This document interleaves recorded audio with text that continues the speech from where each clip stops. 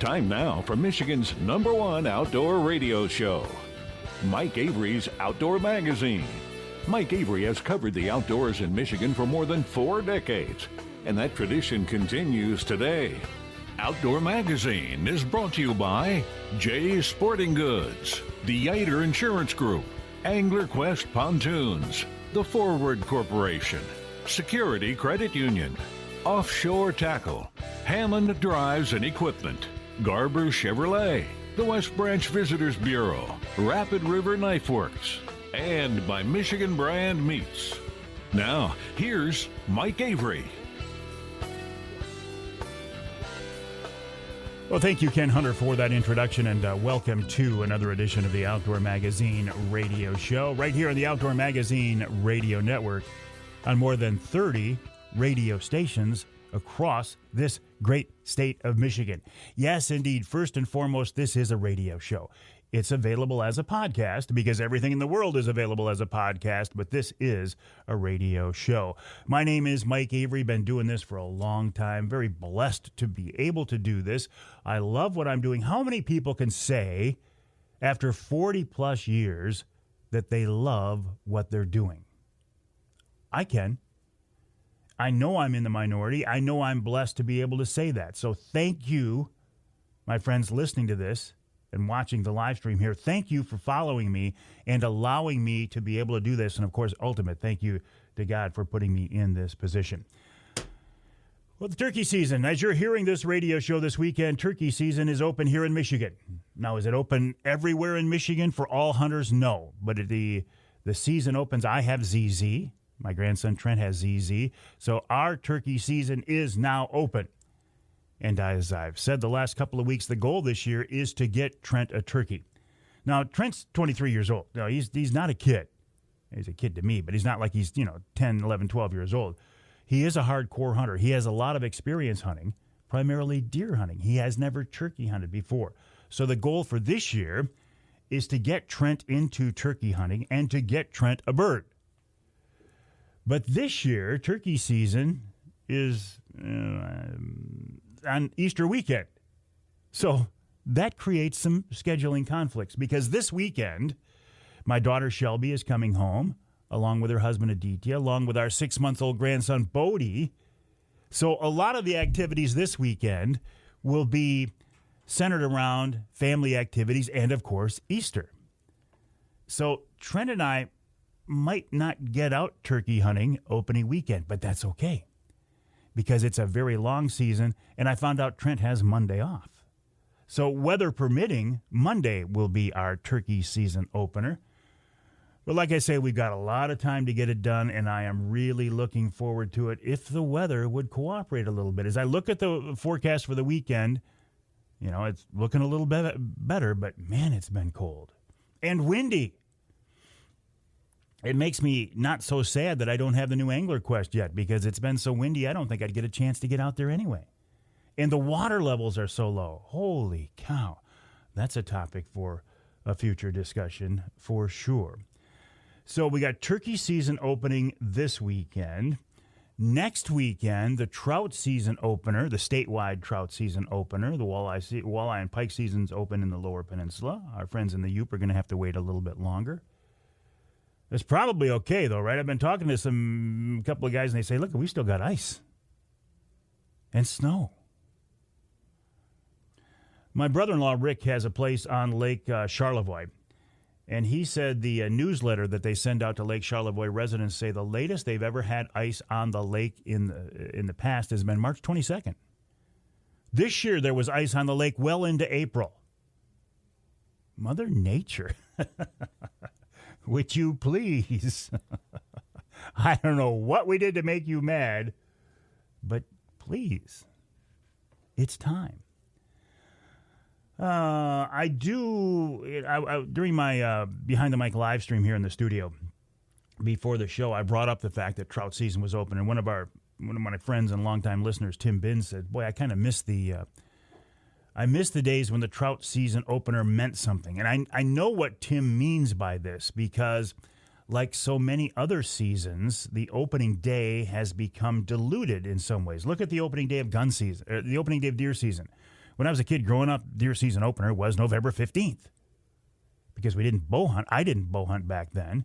There weren't the special early seasons, so the gun season opened November 15th. These days, November 15th is almost an afterthought. Look at trout season. When I was a kid growing up, I mean, last Saturday in April, that was the real deal. That was when the fishing season started. And to get ready for that, I would spend a lot of nights on my hands and knees going through the wet grass with a flashlight picking up night crawlers. There aren't many people who pick up their own night crawlers anymore. My buddy Tony is one of them because he tells me every year, hey, you tell this story. I'm still out there. I get it, Tony. You're one of the hardcore folks. A lot of people these days just buy their night crawlers.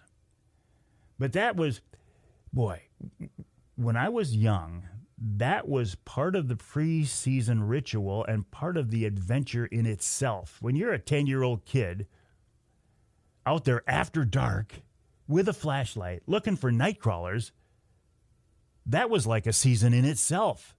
That was like a hunt in itself, a hunt leading up to a fishing season. Because you'd go out there with that flashlight and you'd sneak up on these crawlers. They'd be spread out there with just the tail still in the ground. And that was the thing, right? You got to be fast enough to grab that night crawler. You got to squeeze him hard enough to pull him out of the ground, but not so hard that you break him off. It's like an art form. And then figure out a way to keep him alive. Do you put him in dirt? Do you put him in bus bedding? How long can you keep him? And then you take that big, fat, juicy night crawler.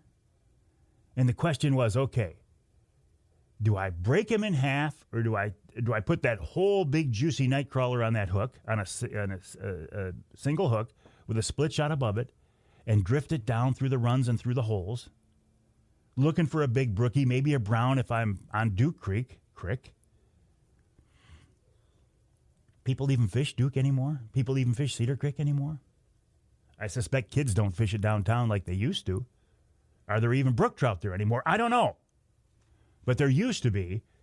And you'd really, those big juicy night crawlers were such a find and they were so valuable. Do you risk putting a whole one and losing it, or do you break them in half? I digress.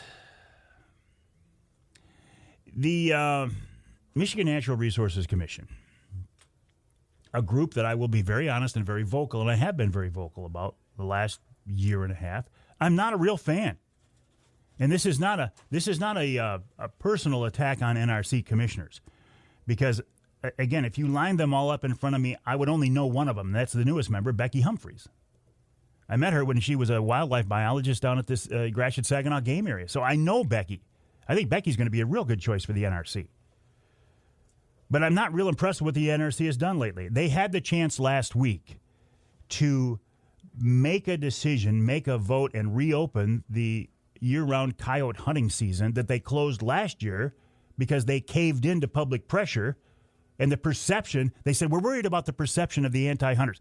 What do we care about the perception of the anti-hunters? NRC, you are charged with making sound scientific wildlife management practices based on Proposal G that the people of Michigan voted into effect years ago. Why are you worried about public perception? Do something, NRC. Do something positive for a change. More on that coming up here throughout the show, I'm sure. But they are a bureaucracy. We've got enough bureaucracies, government bureaucracies. Although I was pleasantly surprised with the government bureaucracy here this last week. I had applied to renew my captain's license, my charter captain's license. I was told by the guy who taught my class, Captain John Littlefield, of Premier Maritime Training, he said, Mike, it's going to take 2 months at the minimum, up to 4 months to get your paperwork renewed. So I went through all the hoops, and I got it all gathered together, and I submitted it to the Coast Guard, and I got an email back saying, well, you submitted it in the wrong form. Here we go, government bureaucracy. So I resubmitted it, taking the individual documents out of the folders and putting them one by one in the email. They accepted that, and lo and behold, They approved my captain's license in less than a month. Good job, Coast Guard. Thank you. I love to see positive things like that. What else? Coming up this week on the show, Charlie Wiltse talking about turkey season. Dawn Levey from the Michigan Wildlife Council. Eric Long of Longline Charters. Amy Trotter of MUCC. More on the coyote decision, or lack of. This week's Ask Avery question. Stick around. That's going to be a good one. In our third hour, Captain Dave Engel of Best Chance Charters, and then Wild Game Chef Extraordinaire Dixie Dave MInar. Okay, I talked about Easter. I have to talk more about Easter. Easter is not the Easter Bunny. It's not Easter egg hunts. I know we have to have those things for the kids, and we will have them in our house this weekend. The real reason for Easter, my friends, is the pivotal event in Christianity. As a Christian man, this is the highlight of the year because Jesus died and rose again on Easter. Because we have an empty tomb on Easter, there is hope for all of us poor, lowly sinners, that we can live forever. That's the real reason for Easter. I believe in that. I hope you believe in that. If not, I hope you at least take a look at it. But as you're celebrating with the Michigan brand hams, which are outstanding, with the Easter eggs, with the chocolate, with the Easter bunnies, please keep in mind the real reason why we have Easter, why we celebrate Easter. It's much more. I'm so glad you're with us on this Easter weekend. Stick around. There's a lot coming up in the next 3 hours.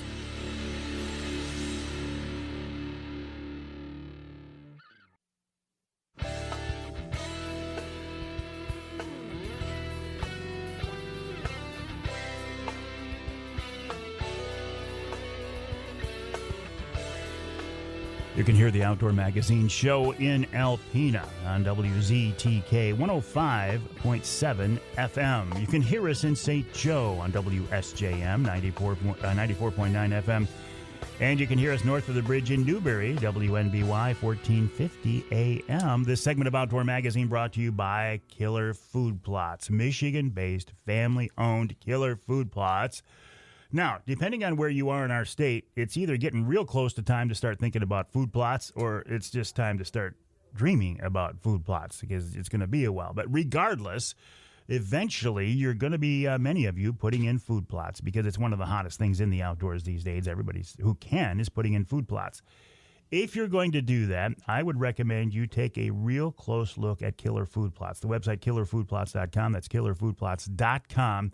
And give a listen to the new revamped, revitalized Killer Food Plots podcast. We recorded one last week with Rich Krizan of Killer Food Plots. Give you a real good overview of the company, how they have changed and evolved, and what they can offer. So, the website, killerfoodplots.com. Check out the Killer Food Plots podcast. We will have Rich Krizan of Killer Food Plots on the show here as our spring unfolds with food plot planting advice. killerfoodplots.com. Okay, so I said earlier that Michigan turkey season starts this weekend. I love turkey hunting. Turkey hunting, one of my top 3 things to do in the outdoors. I have never turkey hunted outside of Michigan. No, that's not true. I've turkey hunted in Kansas. That wasn't successful, but my turkey hunting experiences are pretty much right here in Michigan, which means I will never get a Grand Slam, and a Grand Slam means, a bird of every different species. Charlie Wiltse, friend of mine, hardcore hunter. He is something else. He just got back from Florida and I think Kentucky, and he'll be hunting Michigan this weekend. And he's with us now on the Outdoor Magazine phone line. Charlie, how have you been, buddy? I'm doing great, Mike. Great to be with you this morning, as always. Always a pleasure. You didn't wait for the Michigan season. You got an early start on turkey hunting, didn't you? Yeah, I sure did. I was down in Florida a couple weeks ago. First time I had opportunity to hunt the Osceola, and it was a great experience. Is hunting a different species or subset of our turkeys that we have here in Michigan? Is it different, or is it the same no matter where you go, basically? I mean, it basically is the same. Like, the terrain changes thing a little bit, and then depending if it's beginning of the season or towards the end of the season for what state you're in. But basically, it's the same. Down in Florida there, I was really surprised. You're about an hour east of Daytona, and it reminded me a lot of the Thumb. It was flat, fields, fence rows, chunks of timber. And it was basically the same type of hunting we'll be doing here this coming weekend. Except the birds that you were targeting and trying to call in look a little different. Do they act different? Do they sound different, Charlie? Not really at all. They just a little bit different. They got a little more black in their fins and fans, and but other than that, it was pretty much about the same. How did your hunt go? Did you end up getting a bird? I did. I shot a really nice mature Osceola, and that completed my my Grand Slam, so it was pretty cool. Now, remind me what the Grand Slam is. So the Grand Slam is there's four wild turkey subspecies in North America. You've got the Easterns, which we have here, the Merriams, which are, from Nebraska to Colorado to Idaho, Montana, and then the Rios, basically are just located in Texas, and then the Osceola, which is only located in Florida. How long did it take you to do this? Well, my extreme passion for turkey hunting really came back alive about 6 years ago, and I had a bunch of Easterns under my belt. I started hunting 3-4 different states, mainly all Easterns, about 6 years ago. I shot my Merriam in Nebraska 3 years ago with my bow. That was super cool. Last May, I shot my Rio in southern Texas, and then finished it off 2 weeks ago down Florida. What is it about turkey hunting that has got you hooked? Mike, I told you this the other day. I never thought I'd be where I'm at with turkey hunting right now, but yes, I am 100% hooked. And I think it's the fact, springtime, you're getting out of winter, everybody's ready to be out in the woods. But the fact that you can have that interaction with these birds, get out there an hour before light. Springtime's a beautiful time to be in the woods, and then start having that interaction with the calling. And I think a turkey is just absolutely beautiful. Some people don't. I think they're absolutely beautiful. In your travels and here in Michigan in your preseason scouting, what are you seeing for turkey numbers, Charlie? Because I feel like, obviously in pockets there's still a lot of birds. But as I drive around the state and, look in the fields for birds, I don't feel like I'm seeing the number of birds I have in the past. I agree with you, Mike. I feel like the last couple years here in Michigan, and again, it's pocketed for sure, but from here in Michigan down through Ohio, Kentucky, where I do consistently, a lot of Eastern hunting, I feel that numbers are down. I really do. I wonder, and I haven't heard anything definitive. I've heard a lot of theories about whether it's the bird flu or, predators or whatever. I don't know. Do you have any thoughts, Charlie? Well, I definitely think that there's something real to that avian bird flu. I mean, we've got ducks and geese dying and everything else, so I think there's something definitely real there, and that's not a good deal. And then another thing is predators. We don't have the trappers that we used to. I mean, it is great to see that we're getting a lot more people coyote hunting, especially see these night hunts going on, and that's good. But it's amazing the amount of turkey eggs that get eaten by raccoons and possums, and we just don't have the trappers that we used to. So predator control is something that we need to really get more consistent with. And I think all of us who love turkey hunting, we need to get a little bit more aggressive on trying to get rid of some of these predators. Are you, as folks are hearing this radio show, are you hunting this weekend, Charlie? I am. Yes, I am. I will be hunting in beautiful Ogama County this Saturday morning. And then on Sunday morning, I'm really trying to get my nephew Sawyer his first turkey. He'll be coming over for Easter.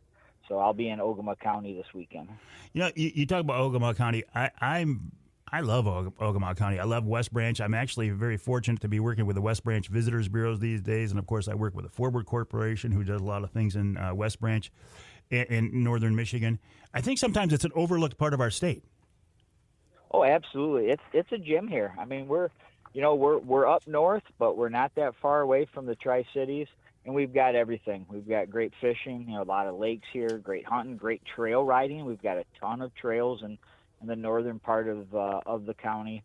Ogama County it's a beautiful county, and it is overlooked for sure.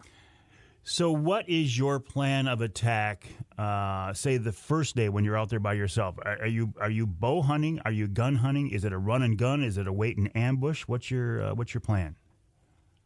Well, I'm doing a lot of scouting right now. That started right before I left for Florida. I hung a bunch of cameras.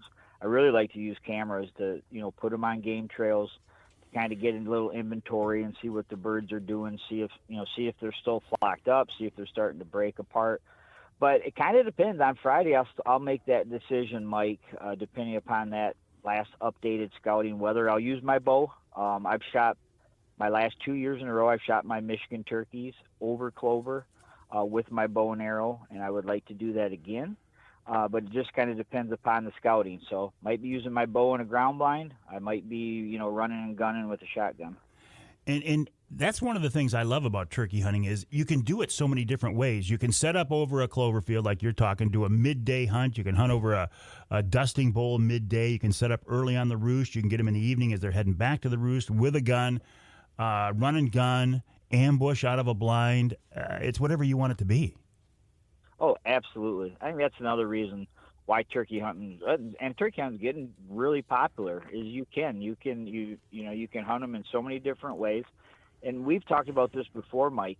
One thing that people really need to keep in mind, that late morning, early afternoon is an absolute great time to kill a mature tom.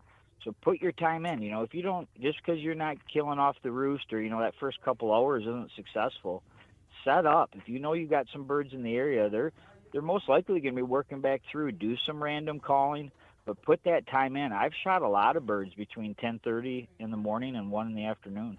I think as I look back on it, I've actually taken more midday birds than I have first thing in the morning. Now, the first thing in the morning with the world waking up and the calls and the Tweety birds and the gobbling on the roost, you can't beat that. But I think I've taken more midday birds. Oh, absolutely. No, it's something really. It's a great time to be out there. I mean, it's spring in Michigan. The weather is beautiful. Maybe. Maybe.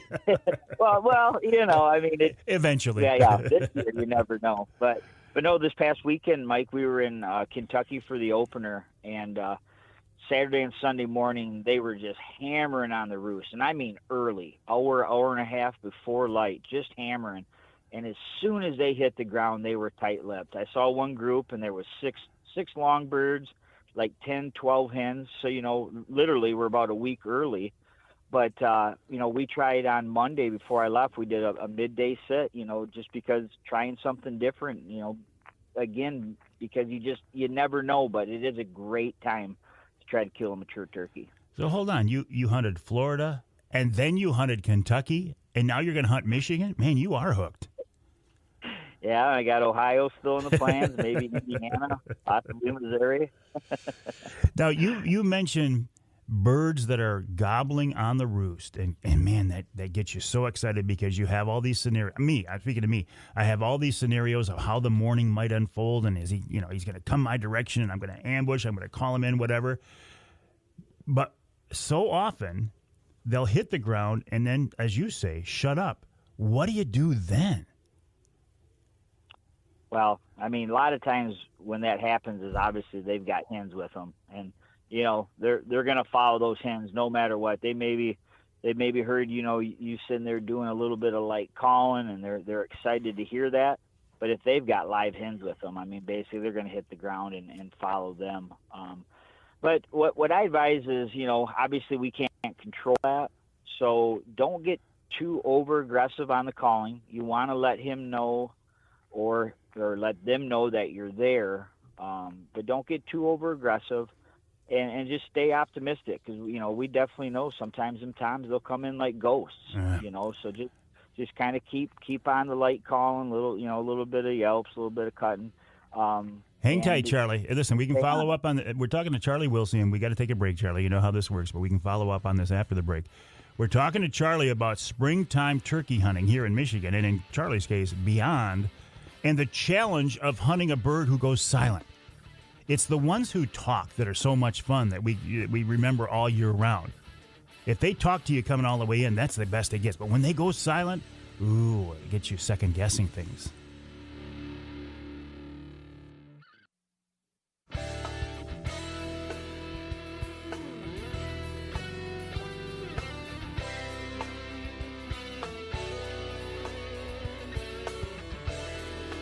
You can hear the Outdoor Magazine show in Battle Creek on WBCK 95.3 FM. You can hear us in Manistee on WMLQ 97.7 FM. And you can hear us north of the bridge in Marquette, WDMJ 1320 AM. This segment of Outdoor Magazine brought to you by Versa Skins, Michigan-based family-owned Versa Skins. Just change your skin for the season you're in. Why buy a bunch of different sets of hunting clothes when you can buy one good quality set?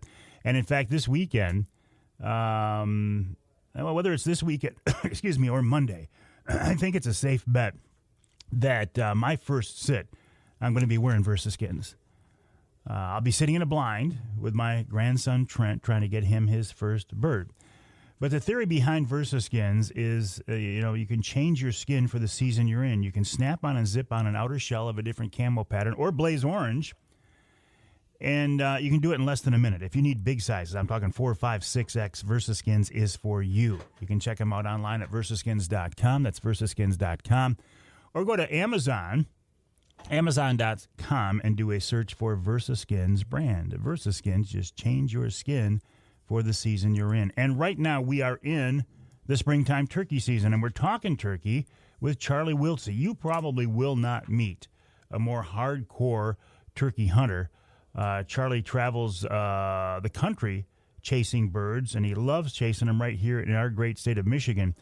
Charlie, before we pick up on your comments from the last segment, I have to ask you a different question though.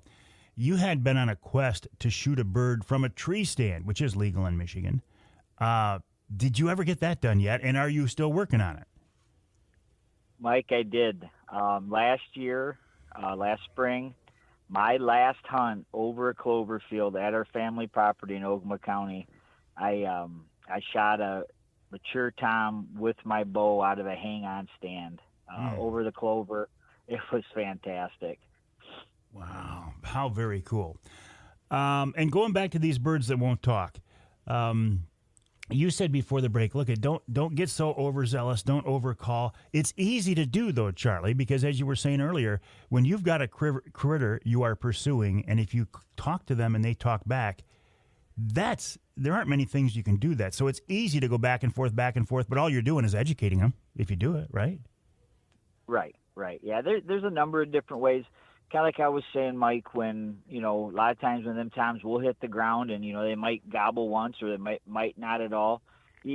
Where you really want to go there is you want to stay consistent, because you want to let him know that you're still there, especially early seasons, some nice sharp light yelps and cuts, but just don't get too aggressive on it, because, maybe he had some ideas to go elsewhere, but all of a sudden he's coming back around and he still hears that random call coming from you. That could bring him in like a ghost. Again, why we always have to be on our A game when we're out there. But when he's on the other end, when he's hammering at you and you're hammering back at him, I mean, yeah, you want to do it for a little bit, but if you start getting too much, you can educate him to the point where, he's just going to lose interest or maybe feel like he's not right. So you want to hammer back, get a little more aggressive, but then just lay back a little bit. Let him work it a little bit more, because if he really wants to commit, he's going to get to you. I can't tell you the number of birds I've had sneak in on me that I was not expecting. They didn't make a word. They didn't come in strutting. They just snuck in. It's like, where did you come from? Well, absolutely. We've killed a lot of mature toms over the last 4 or 5 years. That same type of deal, and that's kind of more typically too, though, that mid to late morning, early afternoon, you're just out there. You're there. You're giving yourself that possibility. And then late season, of course, too, when you're kind of switching over where you're just basically maybe running a hen or 2 hen decoys and you're kind of deer hunting them. And a lot of times then too, you just got to be out there and when they're doing their natural, patterns, they see those hen decoys. A lot of times they'll just come in completely silent. Like you say, you got to be out there. And I used to joke about this May season, used to call it the mosquito season. I still do. But, man, can it be effective. And it's a whole different ball game than this opening weekend. Oh, absolutely. Absolutely. You got the whole month of May and, most of the zones where you can still turkey hunt. And you just got to adjust with what the birds are doing. I mean, typically, the hens are going to be all, nested up. But if you're there and you can put the time in, set up a couple hens, just do some real light calling. Them toms, they're going to continue the whole month of May. They're looking for one thing. We all know that. And you've got a hunt coming up with a veterans group that I have done a fishing trip with before. Tell me about that, Charlie. Yeah, I do. I appreciate you letting me bring that up, Mike. Outdoor Driven. They're based out of Bay City. It's 501c3 nonprofit. And we have a hunt that I'm super excited about coming up. It's May 1st through the 4th in my hometown of Sebring. It's going to be around the Sebring area. And we have 2 veterans going to come. They're going to stay at our place on the Saginaw Bay. It's going to be a great time. Really looking forward to that. And Outdoor Driven has a Facebook page, and the mission of them is to assist our veterans, our active duty, our first responders with hunting, fishing, and outdoor activities. This will be my first hunt with Andrew and Outdoor Driven, and I am super stoked about this. And Andrew's a great guy, as are you, Charlie. I'm sure it's going to be a great event. And I will look forward to following that online. And listen, let me know how it goes, your hunts go, and with your, is it your nephew you're trying to get out? You're going to get out? Yeah, my nephew Sawyer on Sunday trying to get me the first bird. All right, I will look forward to the picture of that. Charlie, always a pleasure. Have fun. You and I will stay in touch. Sounds good. Thanks, Mike. Great luck to you this spring. I appreciate that. Charlie Wiltse, a hardcore hunter, a deer hunter, a turkey hunter. He's even gone up to White River, Ontario, hunted with us up there for bears with Ron St. Louis of Northern Wilderness Bear Outfitters. We'll take a break. When we come back, Dawn Levey of the Michigan Wildlife Council and their Here for Generations campaign.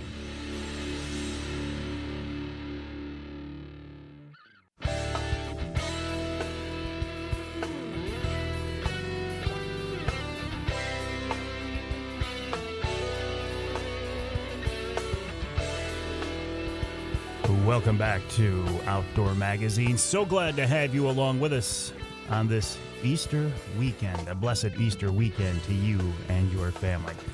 You can hear the Outdoor Magazine show on more than 30 stations across the great state of Michigan, including WKYO in Carroll, that's 1360 AM, and WIDL, also in Carroll, 92.1 FM. You can hear us in Lansing on WILS, 1320 AM, and you can hear us north of the bridge in the Sioux on WKNW 1400 AM. You know that I am a big fan of the Michigan Wildlife Council and their Here for Generations campaign.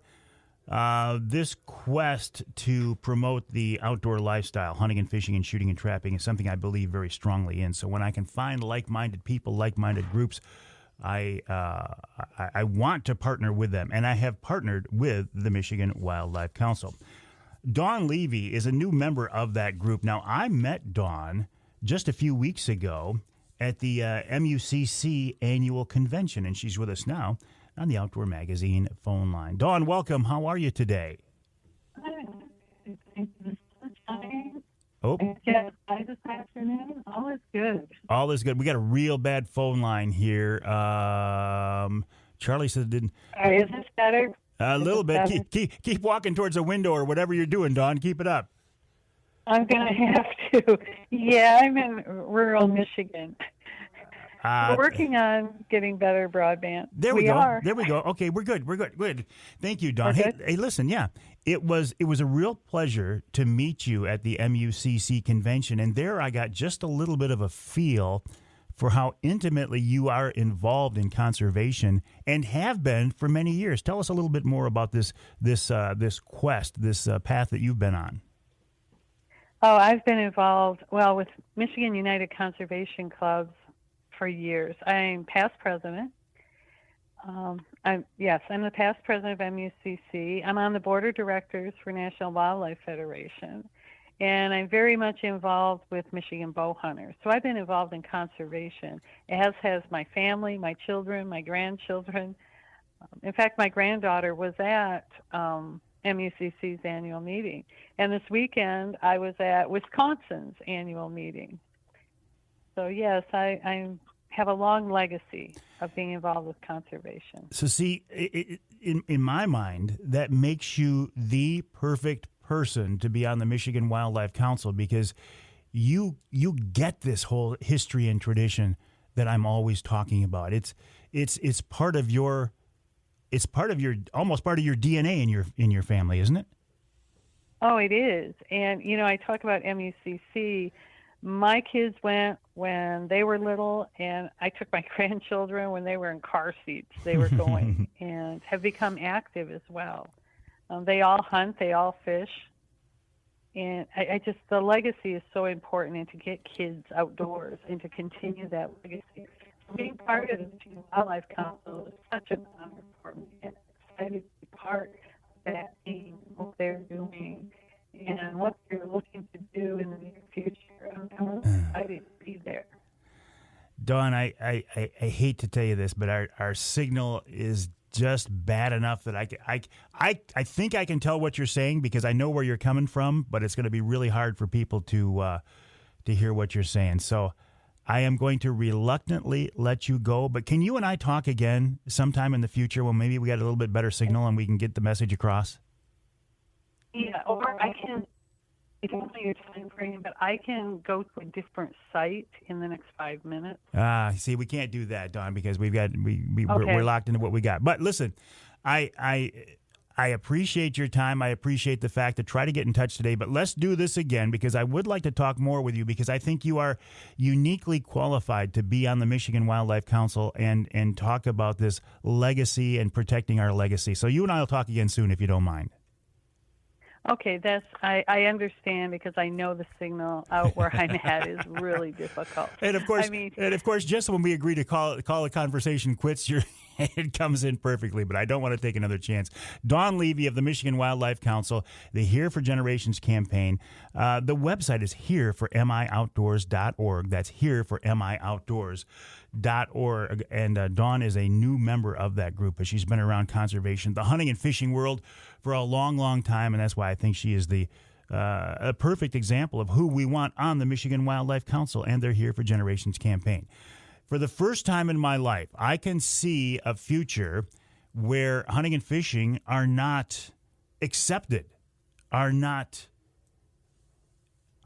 part of our collective psyche like they were when I was growing up. And it makes me very, very nervous. That's why I get behind Michigan Wildlife Council. That's why I get behind Michigan United Conservation Clubs. And that's why I love to work with these groups. So, Dawn, appreciate your time. We will check in again very soon because I do want to talk with you. But I understand.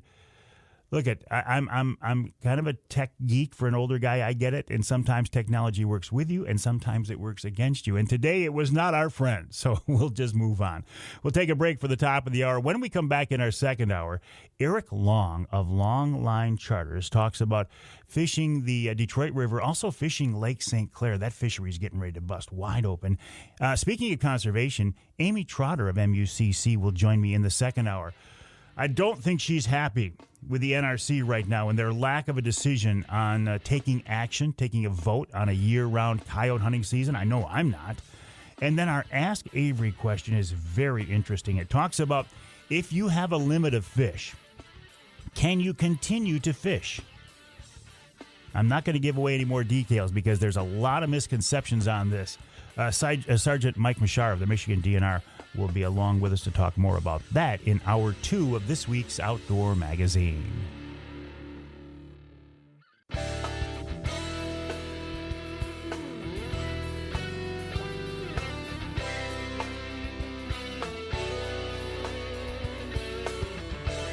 Time now for Michigan's #1 outdoor radio show, Mike Avery's Outdoor Magazine. Mike Avery has covered the outdoors in Michigan for more than 4 decades, and that tradition continues today. Outdoor Magazine is brought to you by Jay's Sporting Goods, the Yater Insurance Group, Angler Quest Pontoons, The Forward Corporation, Security Credit Union, Offshore Tackle, Hammond Drives and Equipment, Garber Chevrolet, the West Branch Visitors Bureau, Rapid River Knife Works, and by Michigan Brand Meats. Now, here's Mike Avery. Covering the outdoors for more than 4 decades. Ken Hunter, what are you talking about? That would mean that I'm an old guy. And I'm not. Welcome to hour number 2 of this week's Outdoor Magazine radio show right here on the Outdoor Magazine radio network on more than 30 radio stations across our great state of Michigan. On an Easter weekend, a blessed Easter weekend to you and your family, to you and your friends. Hope you get a chance to get together and celebrate the reason for this Easter season.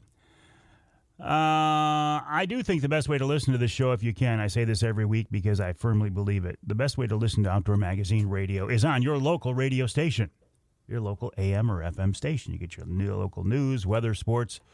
Maybe there's your local ads, maybe there's a sale or something you want to take advantage of. Plus, your local broadcast station gets the content of the show before I upload the podcast version. Now, it is nice to have a podcast version of the show as a backup if you can't listen to the broadcast version of the show. You can hear that podcast on my website, MikeAveryOutdoors.com. It's on my Facebook page, Amazon Music, Audible, Twitter now called X, LinkedIn, Apple Music, Google Play, iHeartRadio, SoundCloud, Spotify, TuneIn, Stitcher, Player FM, Deezer, Odyssey, even on YouTube. And probably a lot of other places I don't even know where it's out there. I do like podcasting, though, and each month I do podcasts for, I do one for offshore tackle. I do one newly revamped for killer food plots. I also do a podcast for Angler Quest boats, QUEST, Angler Quest pontoons. And when we're done here in the studio recording this week's radio show, we will record this month's Angler Quest podcast with Mr. Angler Quest himself, QUEST, Brad Dupuy. We'll find out how things are going in Brad's efforts to basically form a new company. He was with Angler Quest QWEST for many years. He started the brand there under Apex Marine, left Apex, went on under his own company, Saginaw Bay Marine, and he's making boats under his own name now, and he's changed them a little bit. And I'm looking forward to running one of them this summer on Saginaw Bay. Speaking of fishing, this is a great, I realize not so much in the UP, right? It's wonderful to have a statewide show, but it also creates some interesting opportunities because you're talking about open water, springtime fishing in the southern part of our state, where many parts of the UP are still basically locked in winter. But there is some great fishing going on right now in the southern part of our state. If you look at the southeast corner of Michigan, what a fishing hotspot that is. Between Lake Erie right now, which is absolutely on fire, the Detroit River, which is absolutely on fire, St. Clair, Lake St. Clair, St. Clair River, some great fishing going on. And probably few people know that better than Captain Eric Long of Longline Charters. His website, chartergreatlakes.com, chartergreatlakes.com. And he's with us now on the Outdoor Magazine phone line to talk more about this. Cap, welcome back. How have you been? Good morning, Mike. How you doing? I'm doing just great. It's been I don't need to tell you, it's been an interesting spring. The weather's been up and down, a lot of wind, but you've been able to get out, haven't you? Yeah, it's been a little windy. We had 75 degrees 2 days ago. Yesterday it was snowing. It's different. It's been challenging. Mostly it's the wind. The wind is what affects us the most. Wind, it creates stained waters, stuff like that. I know you as a Lake St. Clair guy, but it's a little early for you to be on Lake St. Clair full time. Are you down on the Detroit River right now, Eric? Yeah, we're basically on Detroit River April through the end of May, and then June 1st is typically when we start on Lake St. Clair. How has the season been so far on the river? I hear a lot of talk of wind, like you're talking about, and some stained water. Is that how does that hurt you?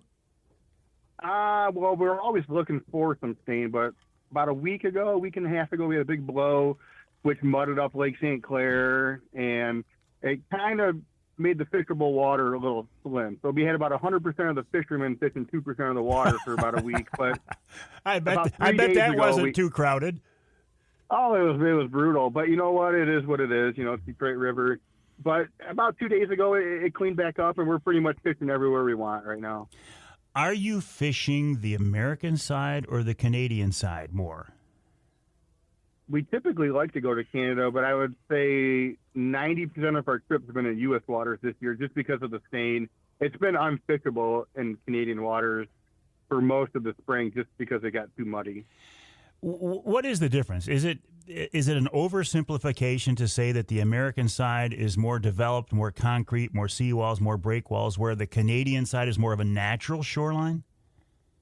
I would typically say that, but that doesn't affect the seine. The seine's affected by Lake St. Clair for the most part. Right. So we got like the Thames River, the Bell River, and like 70% of Lake St. Clair is in Canadian waters. So it just naturally holds more seine over there. And then you got the shipping channel that runs down through the St. Clair River, down through Lake St. Clair, and that will clean up the U.S. side typically faster. So the U.S. side is typically cleaner than Canada, and then that's just how it all works out. Is it a big hassle to get over there still and fish, or is it pretty straightforward these days? No, it's been okay. It's the same documents required. You're going to need a Canadian fishing license and some kind of travel identification. Like basically whatever you would drive over to Canada with, you need that documentation with you, plus a Canadian fishing license. Gotcha.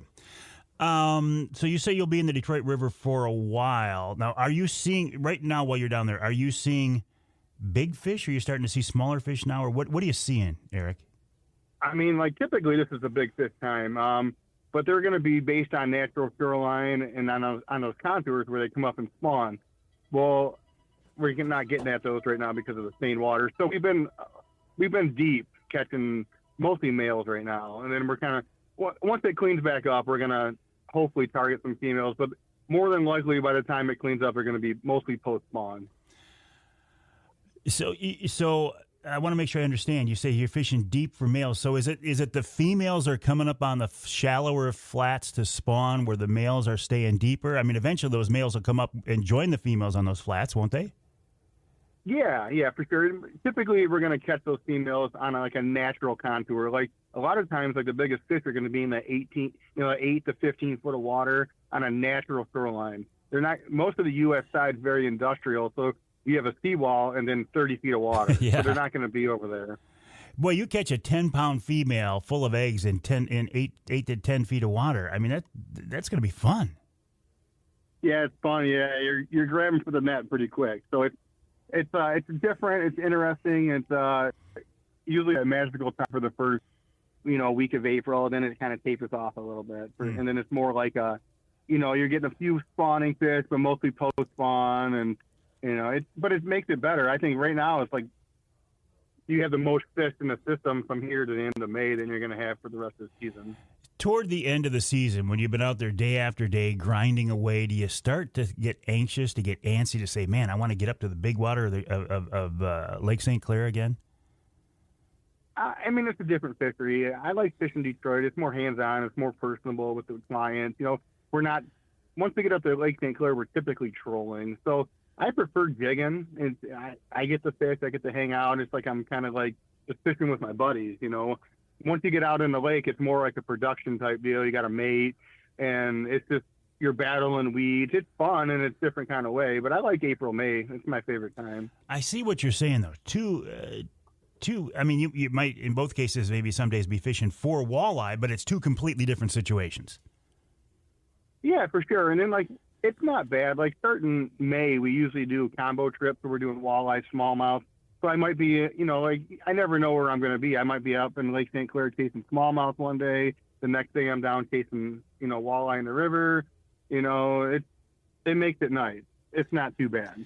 So what mandates or what dictates what a day on the water is going to be like for you? Does it depend on your clients telling you what kind of fish they want to chase on a given day? I would say 90% of the time, if not more, we're going to be fishing walleye. But even on the days that we fish bass, we typically do a combo. A lot of the guys that want a smallmouth fish, what we'll do is we'll go bass fish for, 2 or 3 hours and go smallmouth and go walleye, or vice versa. I mean, we turn a 4-hour trip into a 6-hour trip, and then we go after both species. So it's a good mix.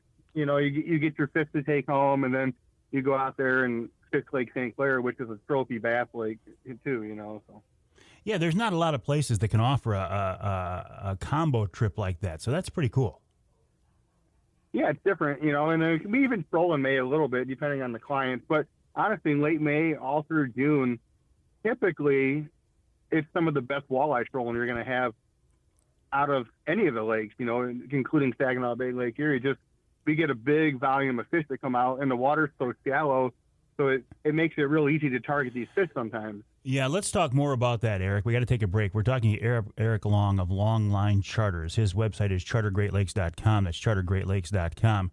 We do have to take a break here in the Outdoor Magazine show, but when we come back, I want to talk about that. Fishing, trolling for walleye in a shallow body of water like Lake St. Clair, I can relate to that. That's one of the reasons why I love fishing my beloved skinny water is, you're fishing 10 feet of water. You know where the fish are, right? You don't have to search for them. Although this year, my 10 feet of water might be more like 8 feet of water. It's going to change things. We'll talk to Eric about that, too. See what his thoughts are on lower water levels. How is that going to affect him this summer? And more as we come back in hour 2 of Outdoor Magazine with Captain Eric Long of Long Line Charters.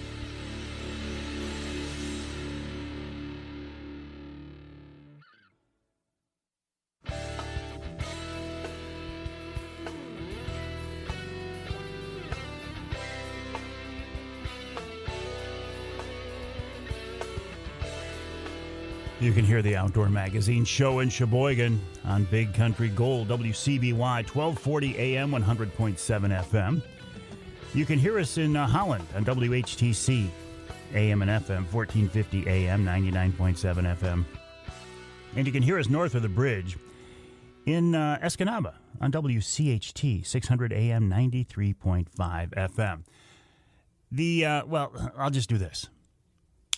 Okay, you know where I'm going with this. This segment of Outdoor Magazine, that is the sound of my Rapid River knife coming out of my pocket and locking back open. Now, this is my good knife. This is the woolly mammoth ivory knife. Okay, this is no slouch knife. This is a pretty nice knife, and I actually haven't been carrying this one as much lately because we're working on a little remodeling project at the house, and I find myself reaching for my knife a lot, and I didn't really want to be using this knife for such.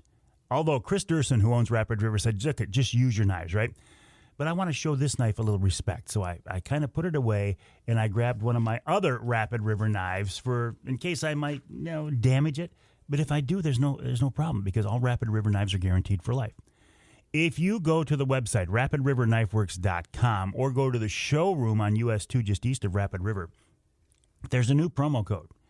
It's now Avery15. You can save 15% off one knife or your entire order. Again, rapidriverknifeworks.com or the showroom on US 2 just east of Rapid River. Use the new promo code Avery15 and save 15%. Right now we're talking with Captain Eric Long of Long Line Charters, his website, chartergreatlakes.com, chartergreatlakes.com. Eric, before the break, we started to talk about what's coming up in your future here in the next little while, and that's trolling Lake St. Clair for walleye. How are your water levels this year? What are you seeing? I mean, we're probably, I would say, 1.5 to 2 feet down from this time last year. So we're down, just like you are up there. Yeah. So how, if at all, will that affect things? I think it does two things, really. It's good in some aspects because it does narrow your fishery. Less water makes less water the fish can hide in. But on our lake, I don't know if it's like a Saginaw Bay or not, but we have a lot of weed growth. So it just seems like the shallower water promotes more weed growth too. So that does kind of make more of a challenge for us a little bit, but we'll see. I've heard you talk before about fighting weeds, and I try to stay out of them just because it's so much of a hassle. But I feel like it's just part of your day-to-day battle is changing out baits, cleaning we weeds. have to fish them. Yeah, we got to fish them. Either we're battling floating weeds, which is pretty common on Lake St. Clair because you get a lot of recreational boat traffic. So you just get massive weeds everywhere. So you try to avoid those. But the weeds that are live, we just learn to fish them. So you got to fish around them, fish through them. And inevitably, you're gonna hook them. So it is what it is. You got to deal with them, and it's like a love-hate relationship. The fish associate to the weeds, but you also got to deal with them. Is there anything you can do? Have you experimented with putting anything on the line above your baits to keep them clean a little longer? Honestly, the best thing is inline planer boards that keeps the floating weeds off a little bit, and just you're going to have to reel them in and change them out all the time. Yeah. That's the basic. And, and we try to fish above them. So, and we run baits that can tolerate, speed. We can run baits that will tolerate a little bit of weeds on the line. We do run a leader system. So we got 36 inches of 30-pound test, and then we have a snap or a swivel, and then we have a big bead on it. So we put a bead on the line, and that will stop some of the floating weeds before they get to the bait. Now, is that 30-pound leader because of the muskies in the lake? Yeah, we have a lot of toothy critters. I mean, believe it or not, even the smallmouth will break you off. So we got smallmouth, we got muskie, we got pike, and big walleye. So it's a necessary evil. I don't think it affects any of the action. If anything, it helps us out. We don't lose as many baits, and like I said, it keeps some of the weeds above the bait so we can run a little bit longer. Is that a mono leader then? Yeah, we just run mono or fluoro. Honestly, I don't think it matters typically. Okay. We're trolling faster than you probably troll. We typically go 2 to 3.5 miles per hour, so we're trolling a little bit faster than your typical Erie or Saginaw Bay troll. You mentioned recreational boat traffic. That's got to be a factor on Lake St. Clair. Yeah, I mean, the U.S. side of the channel is pretty loaded. If you get over on the Canadian side of the shipping channel, you can usually get away from it, and that's more like your fishermen per se. So we don't typically fish the U.S. side of the channel except for early spring, and then later in the fall. That U.S. side is pretty good for fishing mile roads all the way down to the Detroit River. And then summertime, we're usually on the opposite side of the channel just to get away from the boats. So does your charter boat have to be licensed in Canada too, or is the Michigan paperwork good enough? No, we're good. So basically, we just got to abide by all their regulations. But we're a U.S. Coast Guard certified charter vessel, and we can charter over there. You just got to have all your documentation if you get stopped. You're not running your big boat in the Detroit River. You must have a smaller second boat? No, we run center consoles in the Detroit River. So we got 22 and a 24-footer that my brother runs, and I got a good friend, Paul, who runs a 24-footer. So we all got center consoles for the river, and then I have a 31-foot sport fish that we run out of Lake St. Clair. Man, you're growing, Eric. Yeah, I mean, it's out of necessity. Luckily, I got some good help. Captain Paul and Captain Dave are real good captains. Paul's out today fishing, and Dave's out tomorrow, and then all three of us are all out Friday, Saturday, Sunday. So it's if I didn't have them, I wouldn't be able to be out as nearly as much as I am. A lot of catching fish consistently on a big body of water, it seems to me, is networking and talking with people who are out there and talking with people who are on fish, because you're just one guy. You can't cover enough water to really, even if you're out there every day, you can't know everything. No, it's tough. But Lake St. Clair, I mean, if you just really analyze, a lot of it's digital photos. We do a lot of GPS stuff. So we're looking at stained water associated with the shipping channel, and we can kind of base where we're going to be on wind direction, where we've been. So we're trying to fish that stained edge of water on Lake St. Clair associated with some kind of structure. And that's typically what we're doing. In the springtime, it's a little different because we're trying to get those fish coming out of the river. So they're going to be coming out of the river, and their natural progression is to kind of go northeast out of the river. So June, we're typically fishing the southern part of Lake St. Clair. And then as it warms up, we're going to chase that cold water at the north end. So the cold water jumping out of the St. Clair River, coming out of the South Channel, is kind of our starting point at that point. How are those post-spawn walleye? Are they lethargic or are they aggressive? No, they're aggressive. It's insane. It's the best bite you'll ever have. A lot of times my mate never leaves the swim platform in June. The bite's so good. Yeah, because we try to run big boards. That's the only time of year I get to run big boards for walleye because of the weeds. So if we don't have weeds in June, I can run my musky boards out, and I can put releases on them, and you just keep tipping them out because you're so shallow, you're not staggering depth. You're just tipping everything out 15 feet or 20 feet, and you're just putting them down the line. And it's just nice because you don't have to fight the board at that point. They just release off. The client gets the reel in. They get to fight the fish without the board. And it's just like a speed thing. It's just constantly shipping baits out. So later in the summer, you will do muskie trips too then? Oh, yeah. We start muskie typically July 4th. It opens up the first Saturday in June. But we're really busy with the multi-species, the smallmouth, the bass, and stuff like that, and the walleye. But starting July is when we typically start muskie, just because it's the fish are a little beat up in the spring. They're coming off spawn. Give them a little time to relax. And I think the fishing actually gets a little bit better come summertime. So you got walleye, you got smallies, you got muskies. What else you got there? Oh, we got perch, Mike. We got a lot of perch. So come October, we switch over a gear up to perch only. So October 1st, it's perch till the end of the year. So that perch fishery has been excellent the last 5 years. So we're game on perch now. So we probably do 15, 20 perch trips every October, and then we pull the boat. So we're going to try to stay in a little bit longer this year. I might switch the other boat out, put the center console in, maybe stay till like Thanksgiving this year. We'll see. Man, Lake St. Clair, just an absolute, I've heard it called this before, but it certainly is a fish factory.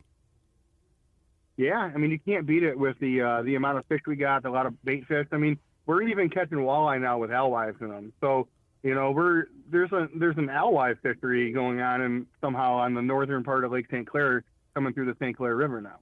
Wow. Do you ever see the Atlantics I hear about further upriver? Do they ever sneak into Lake St. Clair? Oh, yeah. I mean, you can catch them right now. A lot of guys are trolling like the North Channel where they comes into Lake St. Clair, throwing like little thin fins or little bay rats, something with a shallow fin, just free trolling them with no weight behind the board. So you'll get them this time of year. They school up right at the mouth, it seems like, of the North Channel. And then during the summer, you're periodically catch them along the channel. Right now, we're getting them in Detroit, little ones, like juveniles, like 15 inches. But in the summertime, you can get like 4 or 5 pounders at the north end of Lake St. Clair. Well, what occasionally? What about sturgeon? Do you find those in the lake, or are they all in the river? We don't target them, but we see them in the lake a lot. It's kind of weird. They're always jumping around. I don't know if it's something to do with whatever, but they love to jump. So like as you're trolling, you got giant sturgeon jumping around you all day. Hold on a second. Weird. You're out there trolling for walleye or whatever, and you got sturgeon jumping around you? Yeah, it's like I don't know if it's like on a calm day you can just look in the horizon. If you just like stare off in space for a little bit, you'll see a sturgeon launch out of the water. So there's quite a few out there. I've never targeted them. We like occasionally will foul hook one while trolling, just because they're swimming around. But they're everywhere. I mean, it's surprising. Wow, that's pretty cool. Eric, the fishery you describe is so cool and it's world class. And you'll be heading up to Lake St. Clair. When did you say again? May 1st? I mean, June 1st is our June 1st. Okay. When we start on the trolling trip typically, but we in May we do combo trips. So we'll split time for like smallmouth and walleye throughout May a little bit. But our bread and butter for St. Clair is June 1st to November. And until then, you're going to be in the Detroit River pounding away on those fish. Yeah, we got a lot of walleye trips still to do. It's going to be a busy month and a half here. All right, Eric, good fishing to you. Good luck. Always a pleasure, and you and I will stay in touch. All right, have a good one, sir. You as well. Captain Eric Long of Longline Charters. His website is chartergreatlakes.com. That's chartergreatlakes.com. He's on the Detroit River right now, as are most everybody I know. I mean, a lot of the captains I know who fish further north in the summertime said, look, we can't ignore that fishery. It's too good. There are too many fish. Too many people want to fish it. So it seems like everybody's down on the Detroit River right now. We'll take a break here in the Outdoor Magazine Show. When we come back, Amy Trotter, Executive Director of MUCC. I want to know what she says about the lack of action by the NRC. And what is this new coyote coalition?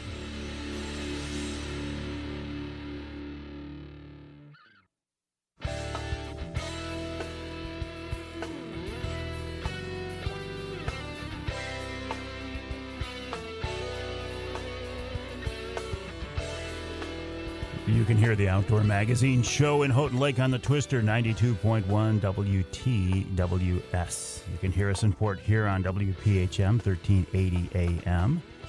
And you can hear us north of the bridge. I'm talking like way north. Let's go to Iron Mountain, WMIQ, 1450 AM. This segment of Outdoor Magazine is brought to you by the Linwood Beach Marina and Campground. Linwood Beach is your year-round Saginaw Bay fishing destination and your home for great people, great facilities, great location.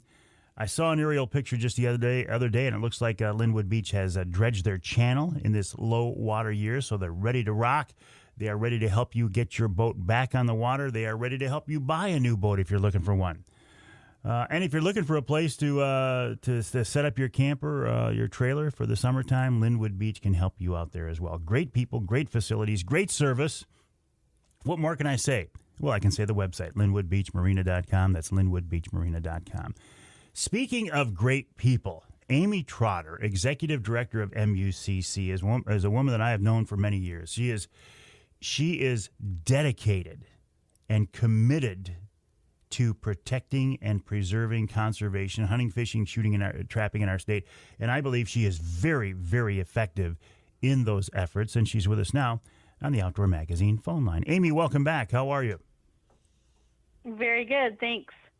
So listen, what's going on in Lansing? What's going on at MUCC? And I got to believe that there is still, I don't know, can we say a little sting in the air over the NRC's lack of a decision, lack of a vote on a year-round coyote issue? Yeah, certainly we were frustrated with the lack of action from the Natural Resources Commission at their April meeting. So effectively what it was is that they kicked the can down the road, they tabled the order, and, on the positive side, that lives to see another day. But, we are losing some of our coyote season again here in 2025. So I was doing a live stream here in the studio before the show started, and Tyler Mihai, your public relations guy, came on and he said, "Hey, Mike, have you joined this new MUCC Coyote Coalition?" No, because that's the first I'd heard about it. Amy, what is that? Yeah, that's something that we actually just launched yesterday, so it's new. You haven't missed much. But in the first 24 hours, actually, already, we have garnered more than 450 individuals, businesses, farmers, and organizations to join us in this fight. And remember, it's not just about coyotes, okay? They're being used in this case, I guess, as a mascot, if you will. But it's more than just coyote season. It's more than 3 months of a season. It's about the NRC's reliance on this social assumptions that were made and really, the emotional pleas that were not backed up by science that was used in their decision to partially close this component of the coyote season. So again, that is very concerning, not just for coyotes, but for all our fish and game decisions that they make. And so we're inviting people to really sign our petition. We are going to share that with the commission, at the next meeting or several if needed. But, it's really just going to be a communications tool to make sure we know who our supporters are and that we're unified in a voice and we're all on the same page in trying to move this forward. Amy, you have to be somewhat judicious in what you say because you have to work with those people. I don't. I'll tell you, I feel like I've about had it with that group. I am frustrated up to my neck with that group and their lack of action. And when they do take action, I just shake my head. Is there another option? Have we gotten to that point? At this case, no. We still believe that, I guess the commission model of governance is better than the alternative. And remember, the alternatives, at least in Michigan, are to have the DNR director, who is a direct appointee of the governor, making all the decisions, one person, with very little public input or only online, no meetings, or we have it go through the legislature, which is 148 individuals with all kinds of motivations and influences. So we believe this is the most efficient form of decision making and, as close to the resource as we can. Certainly, we want to get people on there who want to serve, who want to, promote and help us, protect and conserve our outdoor heritage and our opportunities here. So, that's a challenge in and of itself. But yeah, in terms of the alternatives, it's still the best one that we've got for now. Yeah, I hear what you're saying. It gets frustrating, but when you look at the other options, those don't look any better. Amy, I appreciate you and the staff at MUCC keeping an eye on these things and working so hard. And listen, let's look down the road here to something very fun. The second annual Mike Avery Outdoors Charity Golf Outing to benefit your MUCC's youth camp coming up Friday, July 25th at the beautiful West Branch Country Club. The website is now open, and we have people signing up, mucc.org/golf/golf, mucc.org/golf. Amy, I'm sure we're going to have a full field, and we're going to raise even more money this year. I'm really looking forward to it. It was a great time. We had great weather, and it's always a good time to see people in the outdoors, even if it's with a golf club. Yeah, even with a golf club. Amy Trotter, always a pleasure. MUCC.org is the website for MUCC. If you are not a member, why? I think you should. Listen, if you are listening to this show, you have an interest. So I think you should join MUCC. We'll take a break. When we come back, this week's Ask Avery question, and it's a good one.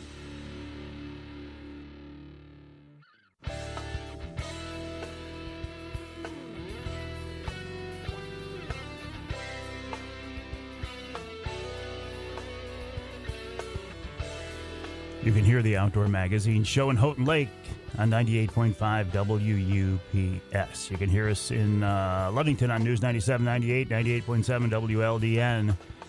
And you can hear us north of the bridge in Manistee on WTIQ 1490 AM, 95.3 FM. The Ask Avery segment is brought to you each week by the good folks at Security Credit Union. Security Credit Union loves to work with outdoors men and women, and they can help you with your next outdoor adventure. Check them out online at securitycu.org. That's securitycu.org. With us this time to answer the question, and I'll get to it in just a minute, is Sergeant Mike Mshar. And Sarge, I appreciate you being back with us. Listen, last time you and I talked, your part of the state, you were hit so hard by that ice storm, and you guys were working. What's the status now, Mike? How you guys doing? We're doing okay. It's getting better. I'm around Lewiston, and it got devastated. I was 14 days without power. Jeez. And there's some people going on 17, 18 days. I mean, I think they're 90% back to power, but just the damage to the infrastructure and to the woods is like nothing you've ever seen. I keep hearing these stories, and I can't. It's just terrible. Yeah. So our thoughts and prayers were with you. They continue along that line. But Sarge, let's get to the question this week. Mike Ryback sent me an email. He said, "Hey, Mike, we were out trolling the other day with 3 guys running 9 rods. We were catching our fish, only needed 1 more for our limit of walleye on Saginaw Bay. The discussion came up if legally at this point we can only have 3 rods out since we only have 1 fish to go to complete our 3-man limit. We were wondering if technically only 1 person could be fishing at a time and you could have only 3 lines out." Sarge, this is a great question because I think there's a lot of misunderstanding and misinformation here. So to answer Mike's question, what should they have done? So the answer is simple, but then it's complicated. So the answer is yes, they can continue to fish to catch that 1 more fish. The angler who needs that 1 more fish, though, has to be the person that reels it in and possesses that fish. There's been a lot of bad information on our side of the aisle and on the public side of the aisle, people thinking that once they have their limit, they've got to stop, and that's not true. There's nothing in the law that would prohibit you from immediately catching and releasing, meaning that you reel the fish in, you net it, you unhook it, you let it go. There's nothing. If you have your limit, let's just say, Mike, you're out by yourself. You've got your walleye limit. You want to keep fishing. There's other species as well you could catch, but you want to keep fishing. So you catch walleye, you cut them loose. You bring them in, you net them, you cut them off the hook, or you take them off the hook and they're gone, and you can keep doing it. Man, there's 0 in the law that would prohibit it. See, this is exactly the opposite of what I had always been told. I had been told once you bring that fish to the boat, you are in possession of that fish, and you are over limit. You're violating. Yeah. So you're not. I mean, if you put it in a cooler, you put it on a stringer. Yep, you're in possession. Sure. If you had your 5 or your 8 in Saginaw Bay, and you got your 9th one, and you drop it in the cooler, and then decide, hey, I want to pick another one out. Yeah, you're over limit. You're in possession of it. But if you reel it in, take it off your hook and let it go. It's no different than, let's say you just want to go out and catch and release. You're not going to keep any fish. You're bringing them in, you take them off the hook, you drop them right back in. You're not in possession of that fish. So, it's the thing I caution people on is doing this. This is what we see. Somebody has their 8 walleye on the bay, and then they keep fishing, and they do want to upgrade. So then they bring in another fish. They've got 8 in the cooler. They grab another one, drop it in the cooler, grab one out. Don't do that. You're going to be over your limit then. But if you're just catching and releasing, there's absolutely nothing in the law saying you can't. Man, I appreciate you straightening us out on that one. Hey, listen, as long as we've got you, I saw a news release the other day that you guys are getting ready for your sturgeon guarding program coming up. We are, absolutely. We've got our schedule set up. And in fact, I got a call yesterday from Doug Larson, who does the MSU research part of it. That's up there at the hatchery, and a couple fish had already entered the system. So that's going to be happening as the water warms up, the water levels go down, those fish will start to come into the system, and it's getting ready to go. You, in your part of the state there, I mean, I realize you just went through a terrible time, but when you look at the natural resources you have on a regular basis between the elk and the sturgeon and everything else, you are truly in God's country right there. Yeah, we have it all. You're absolutely right. We have it all. Sturgeon, elk, bear, got grouse. You name it, we've got it. But hey, real quick, if I could. Yeah. I just want to caution your listeners about this storm. So people that are thinking, hey, I'm going to come up for the trout opener, I'm going to throw a kayak in, float some of these rivers, the black, the pigeon, the sturgeon. Well, I would tell you not to. I would tell you to proceed with caution, because remember, all this wood that fell on land also fell over these rivers, and most of them are going to be impassable for quite some time until somebody, a group, such as Trout Unlimited or volunteers, get down there and clear them out. So I just want people to be really, really careful, because I'm afraid we're going to have some dangerous situations. Man, I would not have even thought about that. And again, those of us who live downstate who didn't have to live through it, I just don't think we realize the level of devastation. Yeah, it's like I said, it's like nothing you've ever seen. On my property, I lost almost all my, and so just think about that on the river. You dump in somewhere and you think you're going to do an all-day float on the pigeon, and all of a sudden now you're in all these log jams that you just can't get through. So just something to think about. Yeah, and I appreciate that, Sarge. Also, I appreciate you answering this week's Ask Avery question. A big thanks to our friends at Security Credit Union for making each week's Ask Avery segment possible. Check them out online at securitycu.org. That's securitycu.org.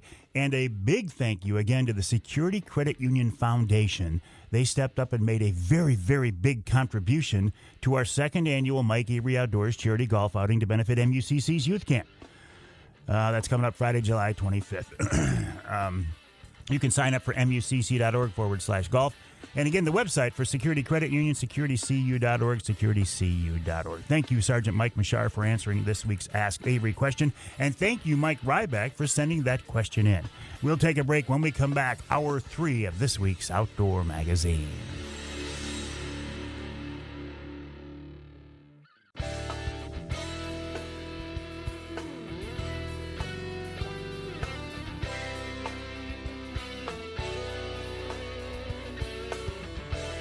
Time now for Michigan's #1 outdoor radio show, Mike Avery's Outdoor Magazine.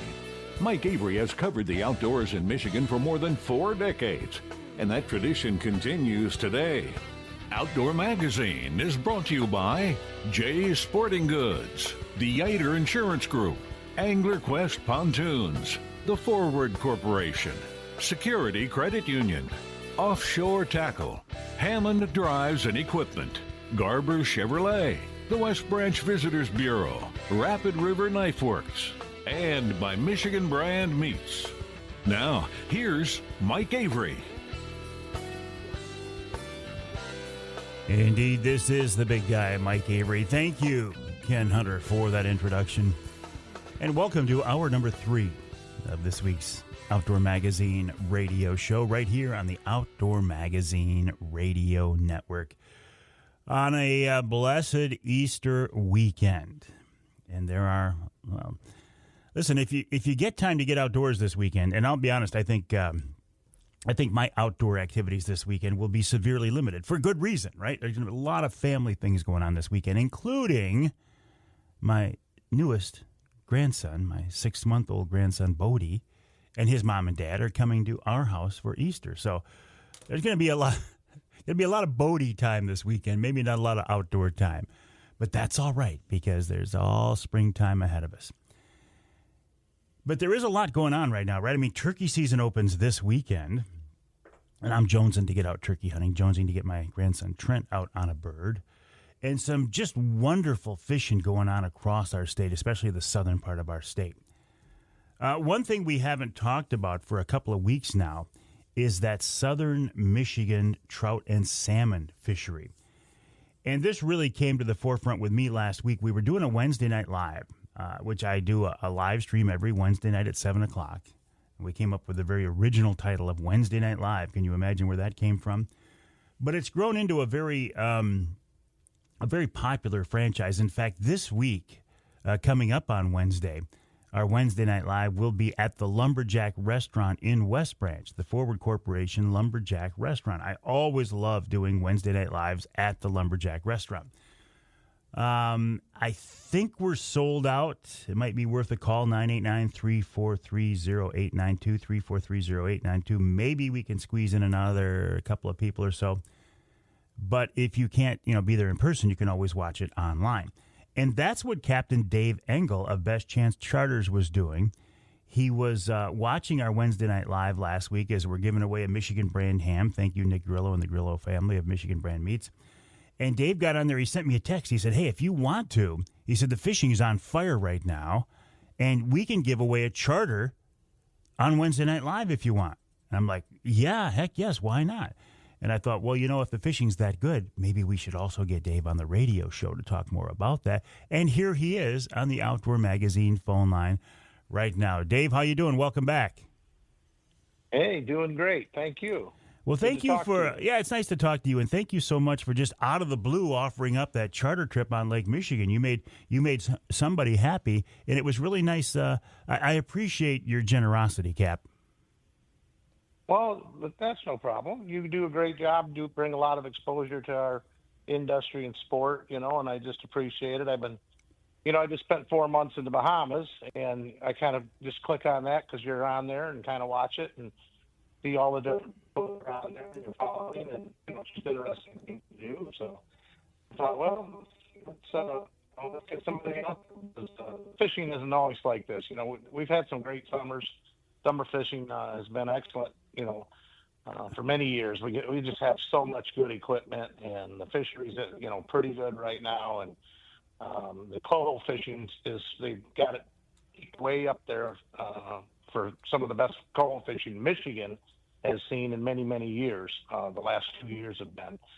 They expect it to decline a little, but boy, it sure hasn't shown so far this spring. I got to tell you, Dave, I don't know what's going on with our phone lines this morning, but even you are sounding very computerized, very digital. I don't know. Are you in a?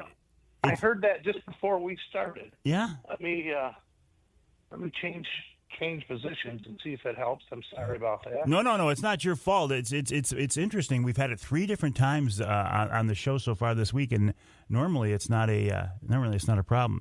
But yeah, see if you can find a different spot there in the house or the shop or wherever you are, and see if we can get a little bit better connection. I'd appreciate that. I did hear you say 4 months in the Bahamas. What the heck is that like? Well, we've had a home down there. We've had a family house for close to 30 years. Wow. And then Liz and I bought a house that butts up to it that gives us a dock. So we're sea to sound, they call it. And, a lot of people were calling and complaining and carrying on about Florida, but we just didn't get it. We're about 125 miles off the coast of Florida. And it was one of the best winters we've had maybe ever since I've been going, but for so long. We had months and months of just beautiful weather and never got cold, never got those cold fronts that come down and drops down in the 50s and colder. But our fishing, cold fronts. But yeah, it does, it gets windy, but we have fantastic wahoo fishing out there because I leave my dock in 11 minutes, I can be in 2,000 feet of water. So there's a huge ledge there, and it's great fishing. It's called Green Turtle Key, Bahamas is where we're at. It's offshore fishery, but we have plenty of inland, backwater fishing, like you're accustomed to, yellowtails and stuff like that. We fish behind the islands, sea abaco. You can always fish. It's just a matter of what you want to go fish for and what you can catch, what's biting. I can't imagine fishing over 2,000 feet of water. What is that like, or does it even make a difference being over water that deep? Well, there's a ledge. It goes from like 50. Well, it goes from like 150 to 1,500. It's kind of like the ledge up north here.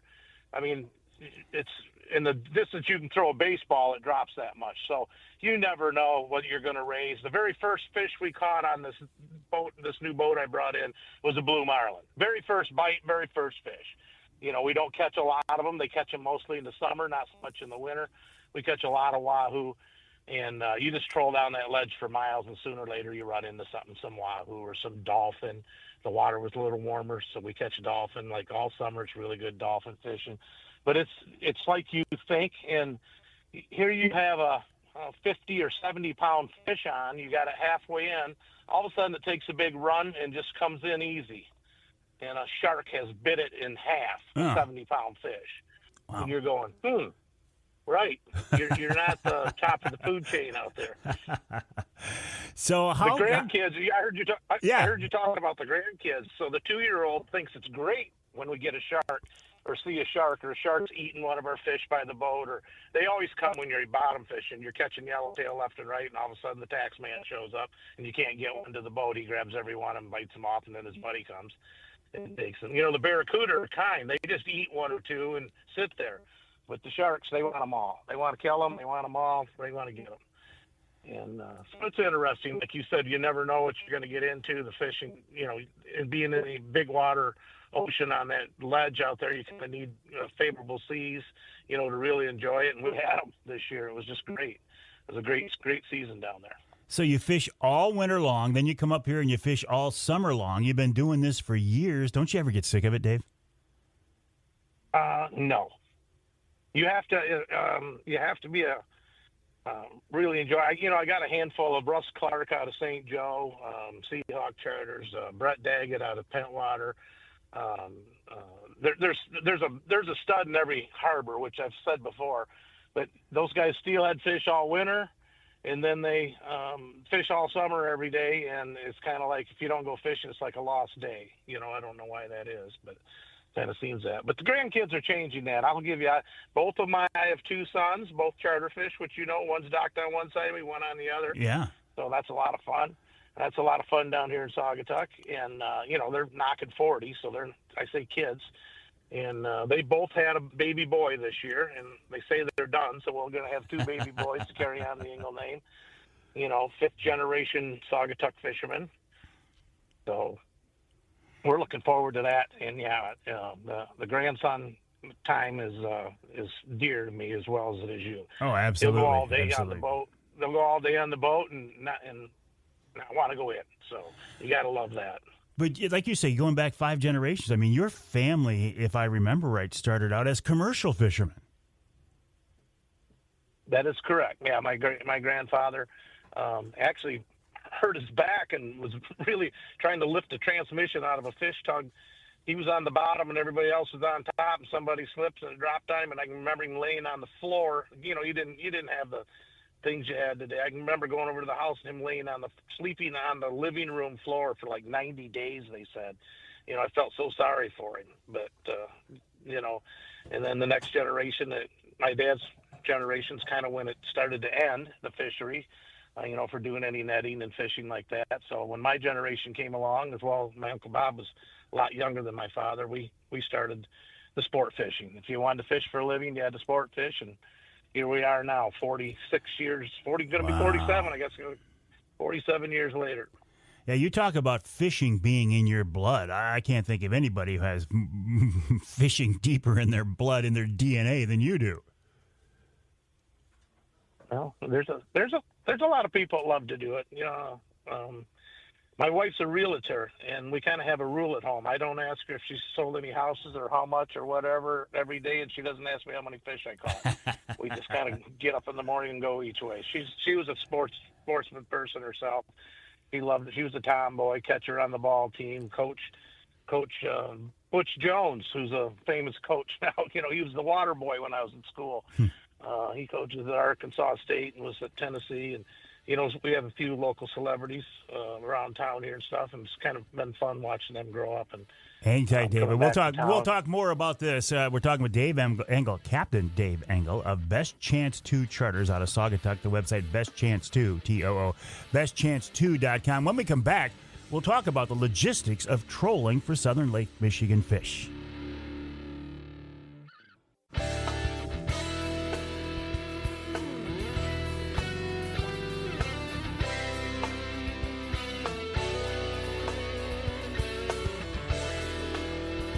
can hear the Outdoor Magazine show in Muskegon on WKBZ. That's 1090 AM. You can hear us in Sandusky on WMIC 660 AM, 95.3 FM. And you can hear us in Traverse City on WTCM 580 AM. This segment of Outdoor Magazine brought to you by Reader Landscaping. Reader can take care of your lawn and property because it's your nature and our nurture. Let them create an outdoor getaway in your backyard, as they have for me. Although this year, for the first time in several years, we do not have any major outdoor projects planned. At least none that I know of. And you know what I mean there, right? None that I know of. But they do a wonderful job. They're coming over in just a couple of weeks now to open up the sprinkler systems. I haven't seen, they were over the other day to do some spraying. I haven't seen them there for a springtime cleanup yet, but it's just around the corner. Now, I could do all of these things, right? I know how to do them. I have the knowledge. I have the ability. But the question is, why? Why, if I can have the guys from Reader come over and they bring over a 2 or 3 man crew and years of experience and a lot of young, strong backs in some cases, why would I not just have them do it?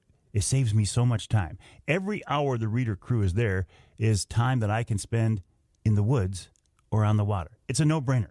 Check them out online at readerlandscaping.com. That's readerlandscaping.com. While you are online, please check out my website, mikeaveryoutdoors.com. And then head over to bestchance2.com. And 2 is T-O-O. Bestchance2.com. That's the website of Captain Dave Engel of Best Chance Charters, who is with us now on the Outdoor Magazine phone line. So, Dave, let's talk about this Southern Lake Michigan fishery. When we were talking about it in the first segment, it was a little bit garbled, but I think I got the fact that you said it's hot right now for coho. Yes, the coho bite's very, very good. I can hear it breaking. I don't know what's going on, but I'm sorry about that. That's all right. We'll make the most of it, Dave.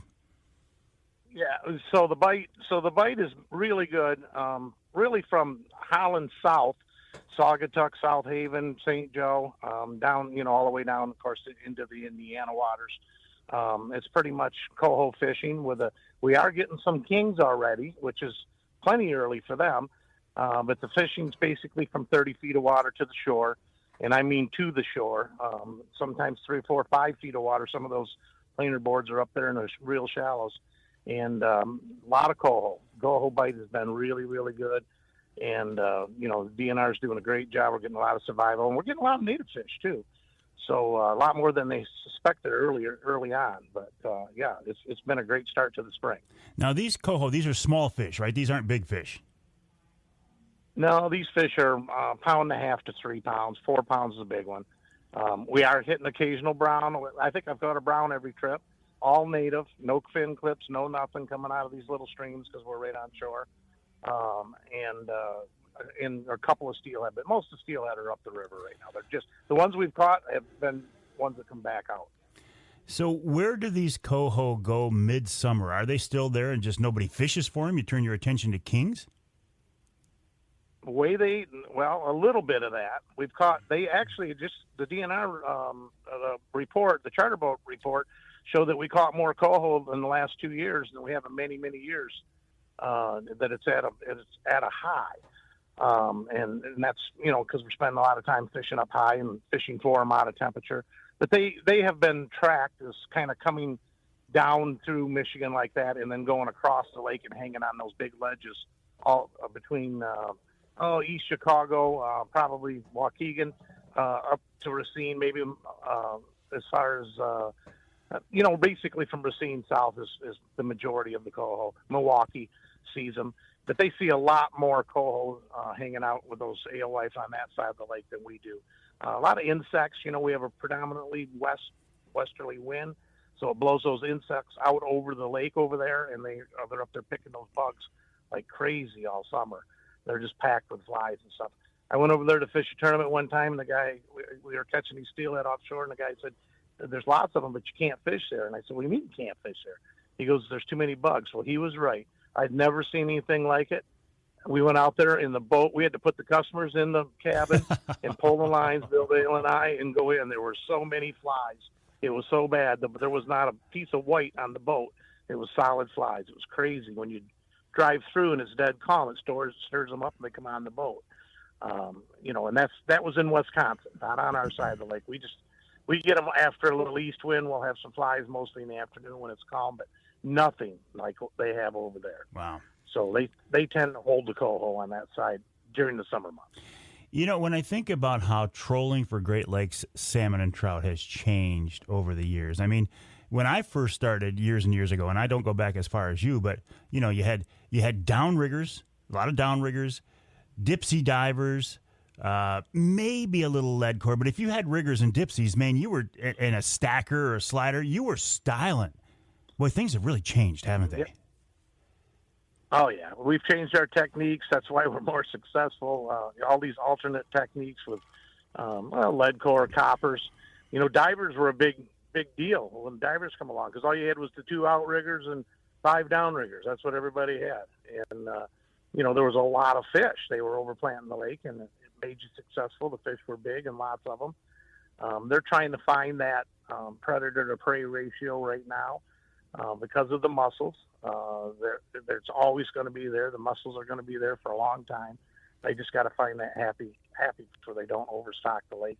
And we have good hatches of bait fish, which we have had for a couple, 3 or 4 years in a row. And that made for bigger coho and more of them on our side of the lake. With the cleaner water, is it just an early morning and late evening bite? Can you catch fish in the lighter as the sun comes up? Yeah. The fish you're referring to is mostly the kings. Yeah. The kings seem to be better first thing and it late, last thing. But we do have ways, with these wire divers, you're talking about the dipsy diver, wire divers and coppers, these long coppers being way out there by themselves. We can aggravate them into a midday bite most days, more times than not. And then, the native fish of the lake is our bread and butter still, lake-wide, really, and that's the lake trout. They finally have achieved, after many, many years of trying to get a self-sustaining base of lake trout in Lake Michigan, they've achieved that in the southern basin. They've actually abandoned the plants down here. They're only planting them in the northern part of the lake. So it's kind of the good old days of lake trout fishing, guys. If you have been out there very long, we all want to catch 30-pound kings every time we go. Unfortunately, you don't. You to get one's a big deal. But we have a great basin of lake trout, and we just found out, I think, that it's 100% that they're going to stay with the lamprey program because that was in question with some of these budget cuts and stuff. And we were shaking in our boots, but because of the steelheaders and Michigan Charter Boat Association and Denny Grenoll, I can't give enough thanks to. He's been in this industry a long time for the Michigan Charter Boat Association, and they got the money that looks like they're going to go after it because even with 19 where they couldn't treat them, we saw a huge influx of lamprey show up. So it's an ongoing, will never end process of keeping the lamprey under control. You mentioned tournaments a couple of minutes ago. You guys are famous for your tournament fishing. Why go that route? Why go through the hassle of traveling from port to port and fishing in these tournaments? What does it do for you, Dave? Well, when you commercial fish like my family did, the last thing you wanted anybody to know was what you were doing and how you were doing it and how many you got.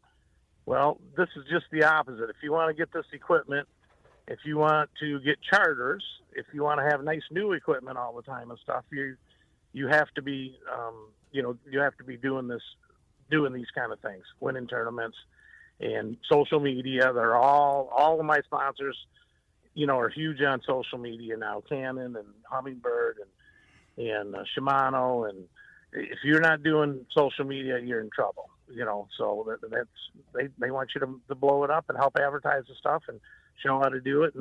And I've won a lot of money, if you want to know the truth. I won over $1 million in fishing tournaments, so it's not all bad. Nothing like Kevin Van Dam, they can win $1 million in an afternoon. But it takes us a long time to get to that point. 40 grand's a big tournament around here. If you win all the side bets and everything, you can win a pretty good chunk. So, but yeah, the competition, it's great to see the guys year after year go back and forth. I have cut my schedule back. It's By the middle of the summer, the boys are at home there. And I kind of like just being with them and fishing all of July and August at home and not traveling way up, to the end of the other end of the lake, and things like we used to do. But I look forward to these Michigan City tournament down in the spring and these 3 or 4 spring tournaments that we have. And, staying a little closer to home for a whole bunch of reasons. We're getting older, Mike. Well, one of us is for sure. I can tell you that. I don't know about both of us, but one of us is, and I'm talking about me. When you do these tournaments, though, do you take a special crew with you, or is it just your regular paid charter clients? No, I fish them all with customers. That's one of the things probably unique that I do. That there's guys with fast boats, big boats, lots of stuff to spend a lot of money fishing these tournaments and are very competitive because of it, and have a skilled crew that goes with them every week. It's me and the first mate and whoever charters us to do it. And that's kind of what we do. A lot of them, you win a $10,000 fishing tournament with a customer and you're friends for life. It's just the way it is. Yeah. And we've won a lot of them, or most of them, to be honest with you. So, but yeah, we charter in all of them. So do the boys, and we got a couple open, as a matter of fact, for this summer.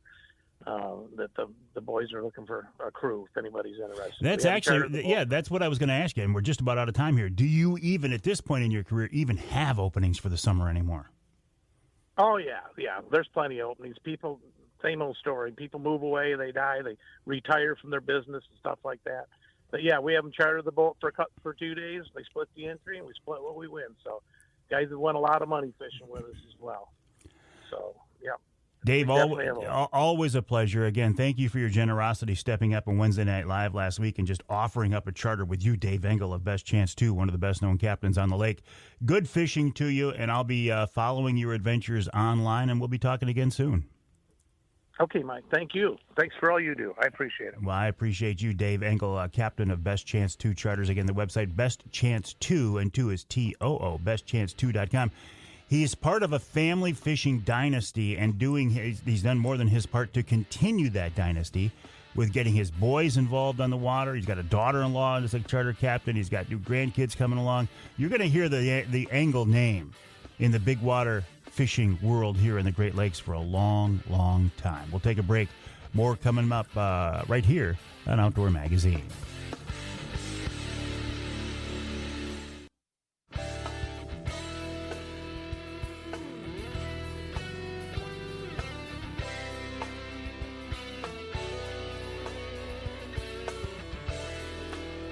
You can hear the Outdoor Magazine show on more than 30 stations across the great state of Michigan, including WIOS in Tawas. That's 1480 AM, 106.9 FM. In fact, you can hear us twice each weekend on WIOS. You can also hear us twice each weekend on WSGW in Saginaw. That's 790 AM, 100.5 FM. I'm in the studios of WSGW right now. For these 3 hours, I just call this corner of the building the Outdoor Magazine studio. I'm here with Charlie Rood. You know what that means? Charlie. It started out, Charlie, to be kind of a rotten day, but as we look out the window now, the sun is shining, and I can see the first few cars. Yep, there's one right there. It's not a station wagon full of kids because they don't have anywhere. It's a van full of kids. It looks like a mom and like 3 or 4 kids. Yep, I see her. And they've got signs. They're saying, "We love you, Charlie." And when Charlie gets done here and he leaves, there'll be people going, "Charlie." Now, Jonathan Dent eventually will reach that status. I also work with John, but he's not quite there yet. He's not quite old enough yet. And Charlie's getting pretty old. This segment of Outdoor Magazine brought to you by Hammond. That bit's not getting old, Charlie. I still love it. This segment of Outdoor Magazine brought to you by Hammond Drives and Equipment. Are you a farmer, a contractor, a landscaper, a maintenance supervisor, anyone who needs hydraulic hoses and fittings? Well, Hammond Drives and Equipment can help you out. With more than 30 years in business, they have a warehouse full of hoses, fittings, elbows, adapters, and more. Air, water, chemical, petroleum, hydraulic hoses, everything you need. Check them out online at HammondEQP.com. That's HammondEQP.com. You know, this show is a lot of fun. If you can't tell, we have a lot of fun while we're doing this show here. And it's nice to be able to do something you enjoy, and I truly do still absolutely enjoy this show. And I wouldn't be able to do it without your support, so thank you so much for that. Some things on my list here this weekend. This is the first weekend of the Michigan turkey season. If you're going to be out, good luck to you. Have fun. I don't think that we will be out this weekend. With this being Easter weekend, families coming in town, so we'll be tied up on a lot of things there. But I wouldn't be surprised if we make it out Monday. That's for sure. What else? Oh, I got my charter captain's license renewal back already. It was supposed to take like 2 to 4 months. It took not even a month. So good job, Coast Guard, on that. I appreciate that. Not so good of a job for the Michigan Natural Resources Commission. They decided, as the MUCC is putting it, to kick the can down the road, and they did not vote on whether to reopen the year-round Michigan coyote hunting season. Now, you'll remember they closed it last year based on, in part, the perception of the non-hunting public. Well, I realize in today's world we have to be concerned about the perception of non-hunters, okay? But do we take it to the level that allows us to make decisions fish and game management decisions based on those perceptions? No, because the people of Michigan years ago voted for Proposal G, that all wildlife management issues would be based on sound scientific wildlife management practices. They didn't say anything about public perception. The NRC is, in my opinion, a very politically oriented. Well, they're appointed by the governor. The chairman of the NRC is a lifelong politician. Talking with Amy Trotter of MUCC earlier in the show, I said, Amy, is it time to abandon the NRC? She said, no, because what are the options? That the director of the DNR, who is also an appointee of the governor, make all decisions? I don't think we want that. She says the other option is to have the legislature do that. Do we want a bunch of blatant politicians making our fish and game decisions? No. What I'm asking for is our NRC, our Natural Resources Commission, to do the job they are targeted with, to do the job that they are given. The management of fish and game in our state using sound scientific wildlife management practices. Is that too much to ask? Apparently. MUCC has started this thing called the Coyote Coalition. If you go to mucc.org/Coyote Coalition, you can sign a petition there. And if they get a bunch of signatures, they can take that to the NRC and say, get off your rear ends, do something. I've signed it. What else? We have a Wednesday night live coming up at the Lumberjack Restaurant this Wednesday. You might still be able to get in, but it's a pretty full house. Call 989-343-0892 for reservations. If not, you can watch us live. You can watch us having fun. Wednesday night at 7. Don't forget, it's time to sign up for the second annual Mike Avery Outdoors Charity Golf Outing to benefit MUCC's Youth Camp coming up Friday, July 25th. Go to mucc.org/golf. And this is Easter weekend. Just a quick reminder why we celebrate this weekend. It's not because of the Easter bunny. It's not because of Easter baskets. Those are fun. We have to do them for the kids. We're going to do them at the Avery House this weekend. But the real reason for this Easter season is the risen Lord. Because Jesus died and came back to life. That's what Easter is, the celebration of the risen Lord. There is hope for the rest of us, poor, blatant, ignorant sinners, that we have something better to live for, too. That's what I believe, and I will continue to espouse those views as long as I am on this earth. We'll take a break. When we come back, we'll wrap it all up with wild game chef extraordinaire Dixie Dave MInar.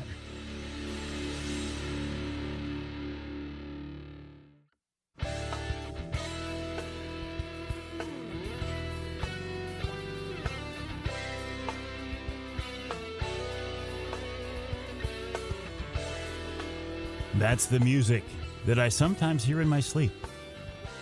But when I hear it, it makes me smile. Well, not always. Sometimes if I hear it in my sleep, I wake up and think, oh, what did I miss? I missed the show. Even these days, every once in a while, I have a nightmare. I missed a show. Doesn't happen very often. Hey, I do appreciate you being along this edition of the Outdoor Magazine show. As I've said so many times before, it's a blessing to be able to do this for so many years, something that I love so much. You know, and it's the people along the way, the people that I've had a chance to talk to. Some of them just occasionally, every once in a while, I do a radio conversation with, or people that I run into in the real world, you know, outside of the studio at different events or whatever. But I can't think of anybody that I've worked with longer than wild game chef extraordinaire Dixie Dave MInar. He is just an outstanding guy. He is a master in the kitchen, and he's with us now on the Outdoor Magazine phone line. David, welcome back. Hi, Mike. Thank you for the kind words. Well, it's easy to talk kindly about kind people, David, and you've got a recipe this week that has me kind of excited. Wild turkey steak with strawberries and cream. Oh, I remember this one. Have you been doing any scouting for birds yet? You know, a little bit. Not seeing a lot of birds, and actually, as I look at this weekend here with Shelby and Aditya and Bodie coming into town, we're probably not even going to get to hunt until Monday. But the property we're going to, my buddy Scott has been scouting, sending me pictures, and I think we're in a good spot. Good. I haven't even been out to look yet either. We just don't have the birds where we used to. You know, I was talking about that earlier with Charlie Wiltse. There just aren't the birds around, and it's concerning. And I don't think anybody's come up with the concrete answer. Oh, they don't think it was like maybe coons or something. Well, that's the two things. Yes, predators and avian flu are the two theories that I think have the most credence. But if we keep talking, we're not going to have time for your recipe. Okay. All right. We have wild turkey steak with strawberries and cream. It's on page 63. You need about 8. This is a way you can utilize your bird more than once other than just roasting it, because you can cut steaks out and then put it in the freezer. You need about 8 ounces of breast meat per person, a pint of fresh or frozen strawberries, couple of cups of fresh mushrooms diced. If you had morels a little later on, that would just be wonderful. So you need a jar of chicken gravy or turkey gravy, whichever you prefer, 2 to 3 ounces of fresh heavy cream, a couple ounces of strawberry schnapps. And if you can't find schnapps someplace, you can always get strawberry jelly or jam to build up that strawberry flavor. A third of a cup of onions diced fine, a little bit of parsley chopped up fine, and you can actually salt and pepper this to taste. I would put fresh, coarse ground pepper on it. Not a lot to make it hot, just to bring out some flavor. So you want to slice in the turkey breast in across the grain to about inch and a half thick, and then you're going to take saran wrap and put the meat in between saran wrap and pound it down to tenderize it. If you don't do that, turkey breast is just going to draw up and draw up. The more you cook it, the more it's going to draw up, and you're not going to have a nice flat piece of steak. So you want to dredge the steaks in flour and saute a couple minutes on each side just to set the flour and brown it off a little bit. Remove the steaks from the pan, and then you can saute the onions, and you can add your schnapps away from the stove and start to cook that down. And if you're going to use strawberry jelly or jam, that would be the time to put that in. Add the gravy, bring it up to a boil, start to reduce the volume down, and you can add the cream, the berries, and mushrooms to the onion mix that you've got going. And if you're going to bake this, put the meat back in a casserole and pour the sauce over the top. Bake 350 degrees for 30 to 45 minutes, depending on how old of a bird. And you can top this with parsley and serve with wild rice or asparagus if you're lucky enough to get some out in the woods. And then, like I said, you could use morel mushrooms, or just be killer. We used morel mushrooms when we did this for the show. Oh, I remember that, and it was indeed outstanding. I think it's going to be a while before we see any morels, David. Yeah, well, you might be lucky. Yeah. We've had weird phone lines. Charlie, you think it's all related? You think it's on our end? Because Dave, you sound great, but you're fading in and out, and we've had some phone problems this weekend. I'm going to let you go, buddy. We'll talk next week again. All right? Okay. I'm sorry. Maybe it's on No. my end. I don't think so. I got a feeling it's on our end somewhere. All right, Dave. Wild Game Chef Extraordinaire Dixie Dave MInar, a big part of the Outdoor Magazine show. No, I'm wondering because we've had one in each hour that maybe it's just a phone line gremlin. I don't know. Anyway, my name is Mike Avery. This show is called Outdoor Magazine Radio. I also do a podcast version of the show. It's the same content, right? It's just heard somewhere other than on your local AM or FM station. The website is MikeAveryOutdoors.com, MikeAveryOutdoors.com. My email address is Mike@MikeAveryOutdoors.com. I would love to hear from you. Send me your pictures, your questions, your comments, your criticisms. I want to hear what's on your mind. Please do not send me messages in social media messaging platforms. I just opened it up right now, and I've got like 3 or 4 messages. Send me an email. That's the best way to get in touch with me. Mike@MikeAveryOutdoors.com. That's Mike@MikeAveryOutdoors.com. Because I do want to know what's on your mind, and that's the best, most direct way to get in touch with me. Mike@MikeAveryOutdoors.com. If you're going to be out turkey hunting this weekend, good luck to you. Send me a picture. Send me a picture via email, Mike@MikeAveryOutdoors.com. Not the social media messaging platforms, Mike@MikeAveryOutdoors.com.